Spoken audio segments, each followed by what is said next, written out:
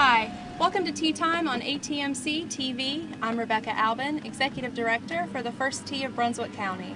Join us as we visit one of Brunswick County's finest golf courses each month, where we learn about the course and its layout and get updates on the newest golf fashion, golf fitness, and golf equipment. If you're ready, let's go.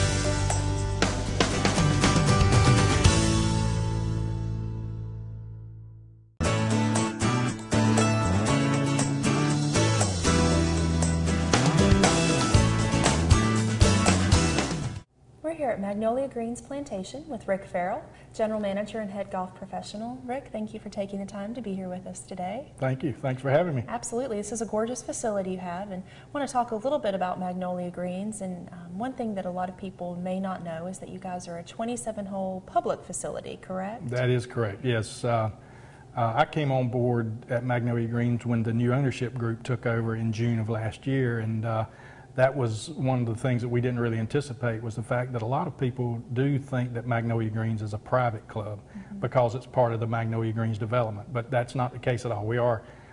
We feature 27 holes, and it is open to the public, so we encourage public play, of course. Okay, wonderful. And you guys also pride yourselves on being a full-service facility as well. Could you talk to us a little bit about the different amenities that you offer here at Magnolia Greens? Sure, I'd love to. Yeah, along with the 27 holes of golf, we have some really great practice facilities. Of course, grass teeing areas, fairway bunker, practice fairway bunker, greenside practice bunker, 2 putting greens, chipping green, a lot of good practice facilities, along with good range balls. A lot of places you go may have a good range, but the balls aren't particularly good. So we have really good range balls. People love to come here just to practice. We also have, along with that, the Magnolia Golf Academy. We do a lot of instruction here through the academy. Matt Gordon is our director of instruction and leads that effort. And you know, it's a great place to come to take lessons of all kinds: individuals, groups, beginner, intermediate, advanced, playing lessons. You know, he offers pretty much everything, along with the assistance of the other PGA staff members here. We also have on-site full club repair, which is a little unusual for a green grass facility. A lot of places don't offer that on-site, but we do. We have a great club repair specialist on-site, Jack Roderick, who is as knowledgeable and capable as anybody in the area. So Jack does a great job for us, and the best thing about that is you can you know, if you have a problem while you're playing, he can usually take care of it very quickly.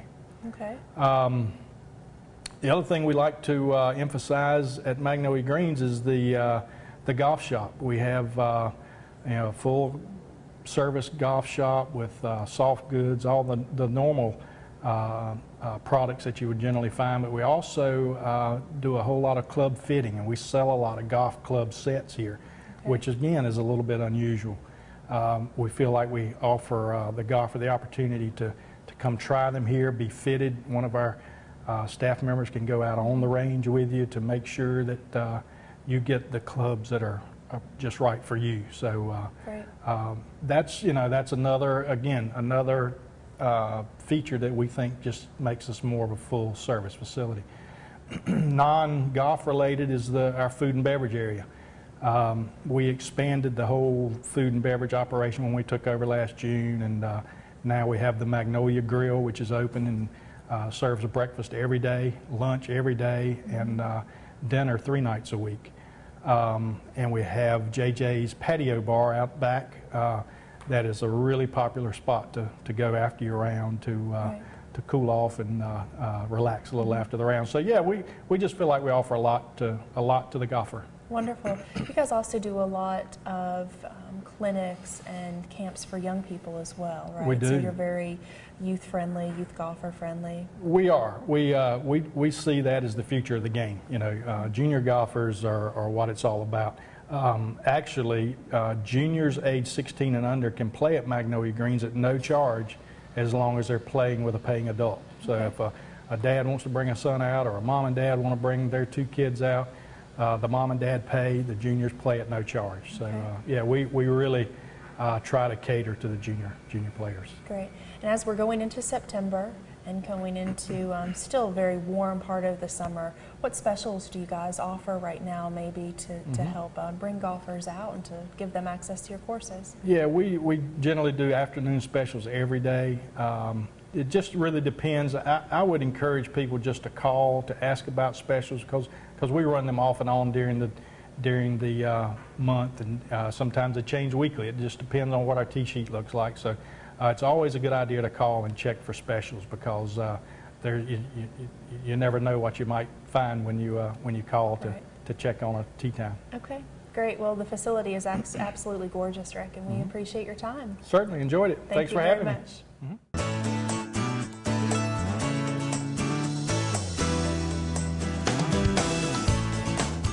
Standing on hole number 15 at Magnolia Greens Plantation. Rick, if you could tell us a little bit about this hole and what we can expect as we play it. Okay, yeah, it's a pretty short par 4. It's pond in front of the green, pond down the left side, a couple of bunkers up the right-hand side. Just a good hole, nothing real fancy, but a challenge. Okay, great. Very good. Let's give it a shot. Okay, hit it well. Thank you.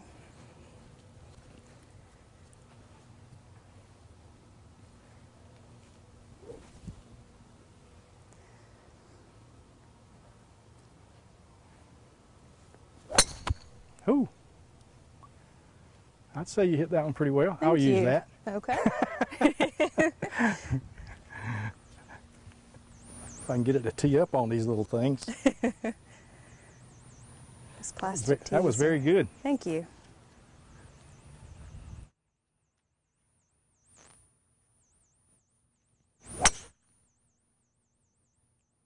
Good ball.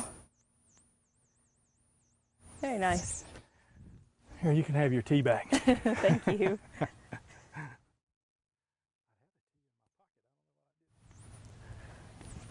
Two good shots, Rick. How about that? Right side by side. Absolutely. So our second shot in, about how far out are we? And obviously we have water in front of us to carry. Yeah, you're about probably 85 yards. Okay. Yeah, a little pond there, so just pretend it's not even there. Okay. Good luck. Do my best. Hit it Thank well. you.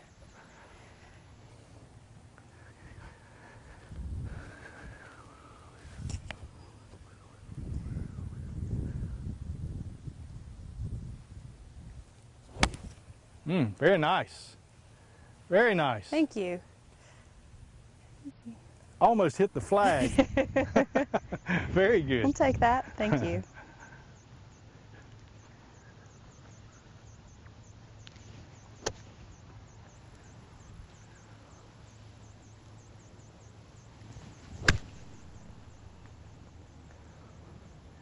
Another good shot. Oh, ball. Easy. Nice shot. Thank you. I guess we'll go this way. Looks like we've got two pretty decent putts here. Yeah, it looks like you got inside of me, so I guess I'll go first. Good shot. Great. Good shot. Thank you.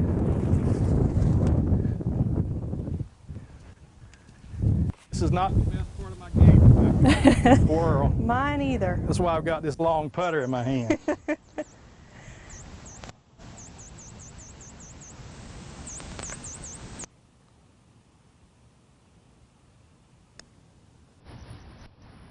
Oh, I almost got lucky. Oh, nice. I almost got lucky. Great putt. Need a little help with that one? Yes, please, if you could. Talk to me a little bit about the Yeah, this is these are some of the new greens that we were talking about. Okay. This one's going, of course, you're back up the hill and it's going left probably 4 or 5 inches at least. So I'd just put it out on the right-hand side there a little bit and get it up the hill. Great.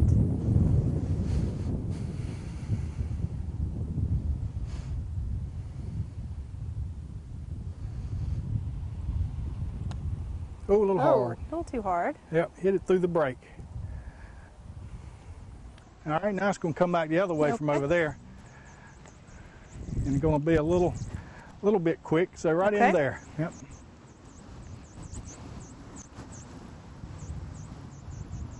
Much better. All right. I think you can handle that one. You never know, Rick.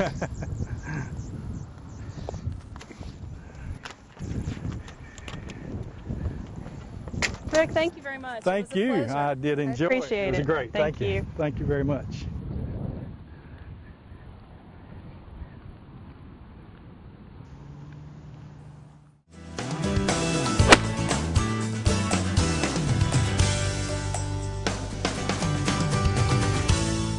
Again with Rick Farrell. Rick, we're standing on the green of number 1, and if you could, because everybody in the background can see that this green's just been re-sprigged, could you talk to us a little bit about the conversion of your greens here and what people can expect when they come out to Magnolia Greens now? Sure. Yes, we started in June of this year, and we're the project is a greens conversion project where we're going from bent grass that we had on the greens to champion Bermuda grass. Bent grass, for those who may not know, is not native to this area. It's a cool season grass and obviously doesn't tolerate heat very well, being a cool season grass. So we wanted to move away from that to this champion Bermuda, which loves heat and humidity. So obviously it's very happy right now. Absolutely. So we started in June converting the greens. We did holes 10 through 18. And grew those in, and they are now open and are really good shape. And now we have holes 1 through 9 that are closed and are growing them in. So you know, we just feel like it's going to solve a lot of maintenance issues for us. Growing bent grass in the heat and humidity of southeastern North Carolina is pretty tough. This grass just thrives on it, and most importantly, it offers equally good putting surface to the bent grass that we've had for years, and that most good golf courses always had bent grass, but we're seeing more and more courses converting from bent to Bermuda grass because it's a good option. Okay. So the golfers really, when they come out, are not going to see too much of a difference in the way that the greens are playing or rolling when they come out to play? Probably not. You know, they'll just know that they're on a good quality surface. And yeah, I'd say the average golfer doesn't know bent from Bermuda and really probably couldn't care less. What they want is a good quality putting surface.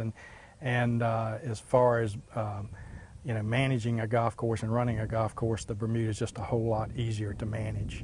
Absolutely. So even in the wintertime, in your off months, the greens will grow dormant and you guys can still play on them. So you have year-round golf here, as long as weather permitting. Yeah, that's a great point. The difference is this Bermuda grass will go dormant in the wintertime, but honestly, we paint them. We paint them green, and people won't even be able to tell it.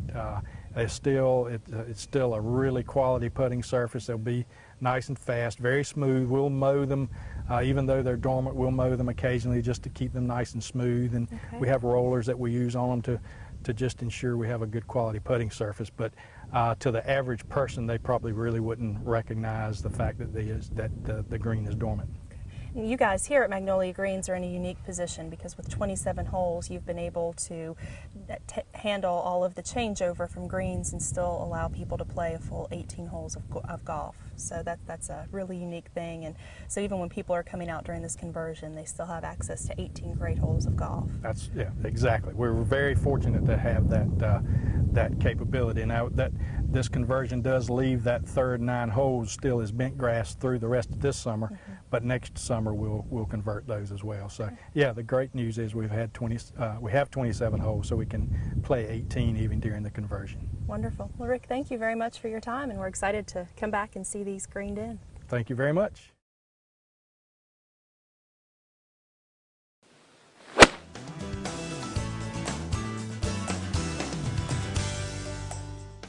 We're here today with Dr. Lank from Coastal Integrative Health. Thank you for having us, Dr. Lank. Glad to be back. Thanks. We're going to talk a little bit today about our posture at address of the ball, what we consider a correct neutral posture, and then two of the ways that people incorrectly address the ball and how their posture there can lead to some back injuries and pain. Correct. So the first posture we're going to go over is just that neutral posture, the one that's actually correct. It keeps your spine in proper alignment and decreases your risk of injury. So go ahead and assume your golf posture. And with Rebecca, she has a really good posture right off the beginning. You can see how her spine is nice and straight. This isn't going to predispose her to any injury-inducing swing mechanics. The second posture we're going to talk about is C posture. Now, C posture is when you have excessively rounded top. So I want you to go ahead and kind of round in perfectly. This is caused from too short of clubs or tight chest muscles or tight lower lat muscles back here. So all we have to do is stretch those out, and that would probably alleviate that or get your equipment checked. The third one is S posture. Now, S posture predisposes you to lower back pain. This is when you have an increased curvature in your lower back, and it puts excessive strain onto the facet joints, which create inflammation, and you can't actually turn without creating a crunch factor where the joints rub up against each other, creating that inflammation. Okay, so we've talked about how we incorrectly address the ball and some of those issues. Could you talk to us about some of the exercises we could do to help us get back to a neutral position? Sure. Okay. So we've talked about our posture, and you're going to walk us through a couple of exercises to help correct that posture and bring it back to neutral a little bit more. What we're going to talk about first is the C posture. As we said previously, it's either due to tight chest muscles, tight lat muscles, or sometimes a shorter club. So the first one we're going to do is just stretch our chest. If you go onto a door jamb or hold onto the side of the cart, Rebecca, go ahead and try that, and then lean in and turn. And you want to hold this for about 20 to 30 seconds. The second one is to stretch that lat muscle, which is on your back. And go ahead and just grab this with your left arm and kind of sit down into that. And you can see how this stretches all along here. This is going to help take those muscles that are short in creating that C posture, that slump posture, which limits your shoulder turn in your golf swing. Okay. The second one we're going to talk about is that S posture. Most of the time this has to deal with either tight hip flexor, tight lower back, or weak butt. So what we're going to talk about first is that hip flexor. Okay. Go ahead and hold the club over your head, get into a lunge position, and go ahead and prop this up. And now all you're going to do is lean to the right. And you're going to feel the stretch right in the groin, which is your hip flexor, which attaches to your lower back and can create more of that increased curvature. And that's all.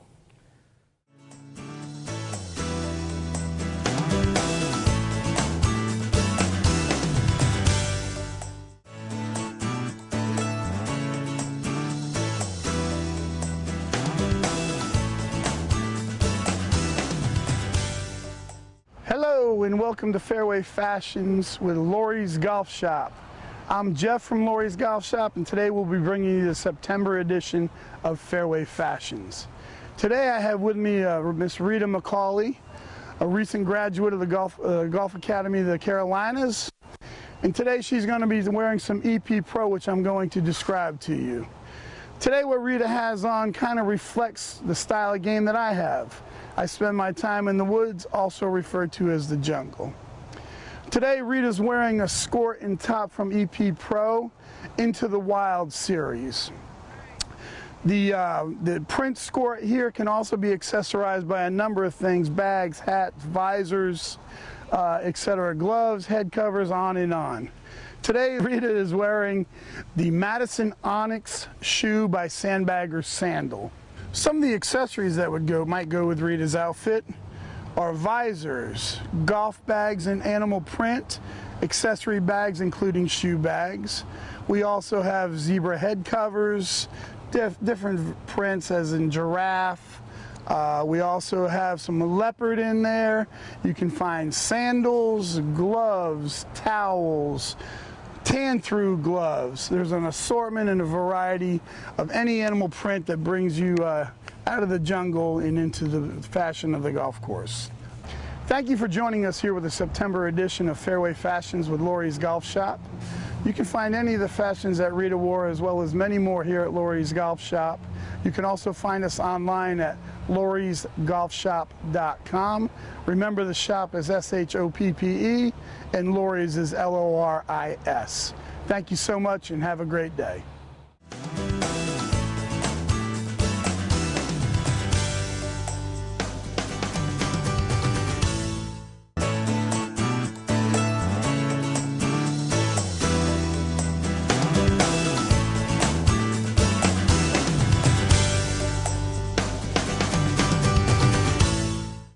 Hello, I'm Martin Sluds and I'm here at Ocean Ridge Plantation. With Hurricane Irene coming in over the weekend and the wind getting up, it got me thinking about the conditions under which I grew up in Ireland, where we revelled in playing in windy conditions most times. And I was very privileged to play on some of the world's best links courses. And from a very early age, I realised that to progress at the game, I had to become a decent wind player. And I think it's the hallmark of some of the best strikers that have played the game, the bull strikers, that they are very fine wind players. So what I'm going to demonstrate here today is how I go about playing your basic wind shots. I mean, with wind shots, we have three basic shots. We're trying to keep the ball lower into the wind. We try to get the ball flying higher downwind, and then we play shots into a crosswind. So I'll start off by hitting shots against the wind. For demonstration purposes here, I've set up clubs at right angles to show you how I go playing wind shots. So for my normal shot, I have a shot here of about 155 yards for the flag, and normally I play a good 7-iron or a little 6 into that. So I'm trying to imagine here I've maybe got a 20 mile-an-hour wind. So for my normal shot, I would set up with the club roughly about a club head inside my left heel. I'm going to do to change it for the wind, I'm going to move it back maybe an inch or two, but no more than that, and I'll explain why now. What will determine how a ball gets airborne is the actual loft of the club, which in this case is a 6-iron, which is about 32 degrees aloft, and coupling with that will be the backspin that you impart on the ball, and the two of them get the ball airborne. However, if we put the ball too far back in our stance, we're creating a huge descending blow on the ball, and this is what I see too many amateurs doing in the wind. They put the club too far back, they take the club back steeply and hit down on the ball, and if you're doing that with a wood, not only are you going to get a lot of backspin, you're going to get side spin, hence they'll hit high slices or high shots to the right or even left. So it's very important to try and have a fairly shallow angle of attack coming into the ball, and I'll explain how we do that. So when playing into a very strong wind, I just make slight adjustments to my stance and posture. I stand fairly square to the ball, right in. I play the ball very slightly further back, so just an inch or two from my ordinary stance. I'll swing back, I'll make a body turn roughly the same as normal, but what I do is I restrict my arm swing, and this is going to give me slightly shallower angle of attack. So I'll basically just tighten my grip a little bit, swing a little shorter, and I'm not going to swing quite as hard because I don't want to get the ball airborne. I don't want to get too much spin in it. In doing so, instead of hitting a 7-iron I'd hit in here, I'm going to hit something like a little 5-iron. And this is something you're going to have to gauge through experience and practice. Hits plenty of shots. But I'm just going to ease up, maybe use just over a 3/4 swing, slightly little bits of left arms here on the way back, and I'm just going to try swing very smoothly. So as you'll see there's a slightly curtailed follow through where I'm trying to control my hands. In lessening the hand action, I more or less know where the club head is. It gives me a little bit more control over what's going on. And basically I keep my weight a little bit to the left side, follow through a little less. It's a mirror image in the backswing, and I'm able to control the and keep it a little bit lower. Just to sum up shots into the wind, remember to swing a little shorter, keep your hands quieter, and just swing smoothly to a nice smooth finish.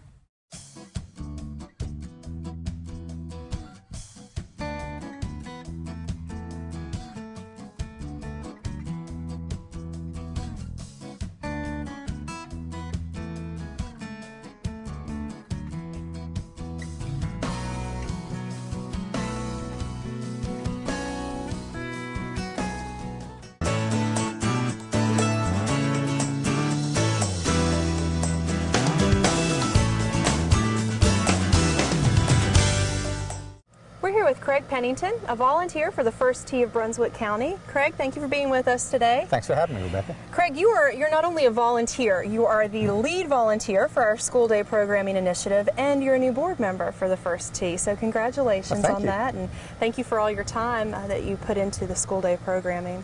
If you could just tell us a little bit about how you became involved with the First Tee of Brunswick County and volunteering there. Well, I actually learned about the First Tee from friends here in Ocean Ridge that are active in the organization, and when I retired about a year ago, there was a call for volunteers, and I went out and went to an orientation meeting and heard about what the First Tee was doing to help the youth of Brunswick County, and just got really excited about it. Wonderful. Well, we appreciate that because, as you know, of course, everything we do is relying upon volunteers, so the energy and enthusiasm you guys have is wonderful.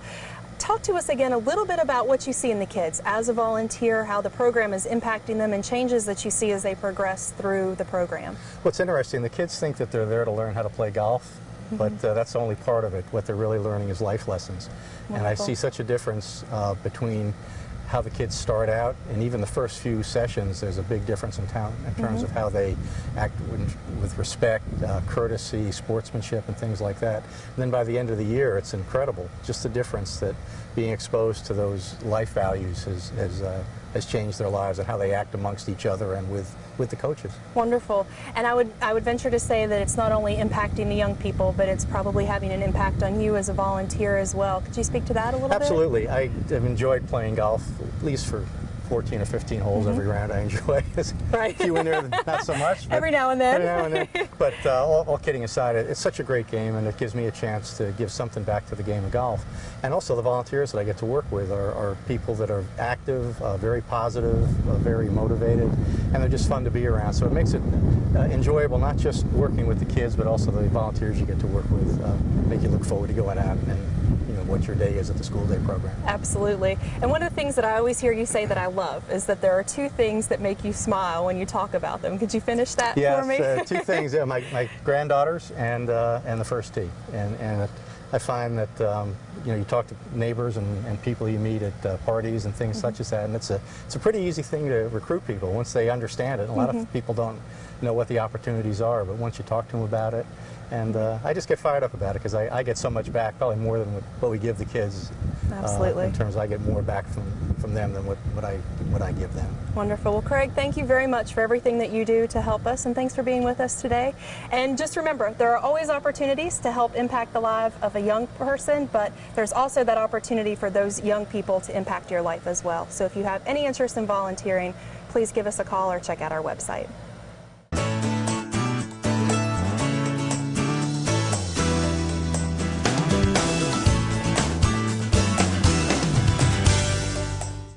Sitting here in the clubhouse of Magnolia Greens Plantation with Jared Spate, assistant golf professional. Thanks for being with us today, Jared. Pleasure.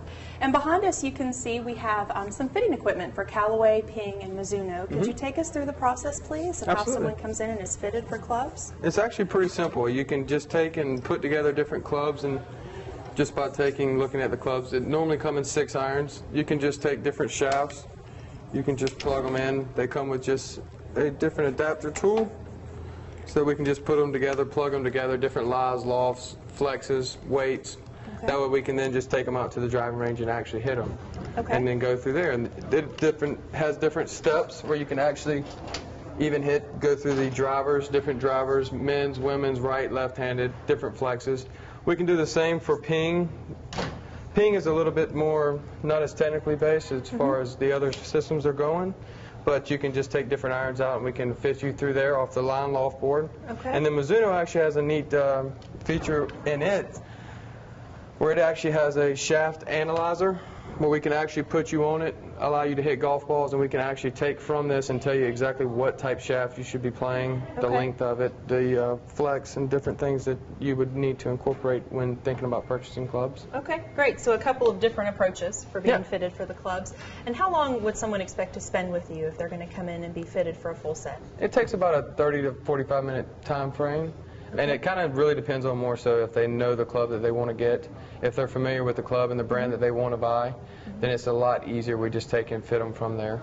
Okay. So do most people, when they come in, do they have an idea of what they would like to have? Or do they really come in and you just kind of help them out and you go in a totally different direction? A lot of people come in searching or thinking they have a good idea for what they want. And then when they get the chance to hit different things, it really serves as an eye-opener for a lot of people as to what they think is right for their game turns out to not be so. Okay, great. So if someone wants to come in and get fitted for clubs, Jared, what's the process? How would they get in touch with you? Just give us a call here at the pro shop, set up a time, or even stop by. It's no big deal for us. If they just happen to pop in, we should have enough people on staff to just go out and help them out. Okay, great. Well, Jared, I really appreciate your help. Absolutely. And being with us today. Thank you. Thank you for having me. Thank you for tuning in to this month's episode of Tea Time on ATMC TV. Special thanks goes out to Rick Farrell and his staff at Magnolia Greens Plantation, Dr. Brian Lake from Coastal Integrative Health, and Martin Sluds from Ocean Ridge Plantation. Be sure to tune in again next month for Tea Time on ATMC TV when we tour another of Brunswick County's finest golf courses.